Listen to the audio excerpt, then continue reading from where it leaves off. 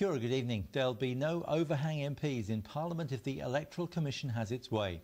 We have 121 MPs currently because of the overhang caused by some smaller parties winning more seats than their proportion of the party vote. Chief Electoral Officer Robert Peden thinks that should go, along with the one-seat threshold, which allows candidates to get into Parliament on the back of others, and he wants the 5% entry threshold reduced to 4%. He says the overhang makes Parliament more disproportionate. The other parties maintain their full allocation of list seats. That would be the difference with what we are proposing. There would be an adjustment there. The important point, though, is that the overall proportionality of Parliament is impacted minimally.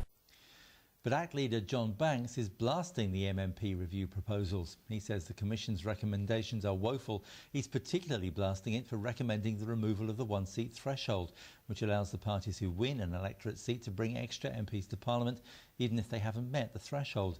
Mr Banks says the Commission's proposals are biased towards partisan submissions made by opposition parties. And United Future MP Peter Dunn also has reservations about the proposed change. I think we should err always on the side of making it easier for people to express political opinions and have representation rather than make it more difficult. Christchurch drivers are being asked to use extreme caution as roads flood across the region. Heavy downpours, which started yesterday and are expected to continue into tomorrow, have closed roads and are threatening homes. The manager of Civil Defence, Murray Sinclair, says it's not just the water itself which is causing issues on the roads, but the floods could also be hiding more serious problems, such as potholes. He says drivers need to pay attention to signs and people should try to get travel out of the way before night falls. Former Labour Government Minister Paul Swain will head a review of the fire service. The review was announced last week and will look at how the service is funded and the roles it carries out. The panel will consult with sector organisations and report to the Internal Affairs Minister in December. New Zealanders have lost nearly $1 million in the past year as a result of online scams. More than 1,500 reports were made in the last year, with losses rising to nearly $983,000. Around two-thirds of those losses relate to online dating scams.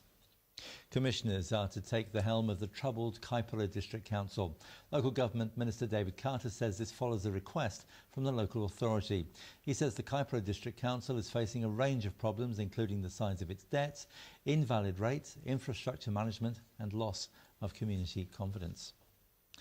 US Evangelist Billy Graham is being treated at a North Carolina hospital for bronchitis. The 93-year-old was admitted overnight to a hospital near his home in Montreat for evaluation and treatment of a pulmonary infection. Officials say he was resting comfortably and his condition was stable. Dr. Graham was last in hospital in November when he was treated for pneumonia. And that's all from me for tonight. Thanks very much for your company and we'll see you again soon.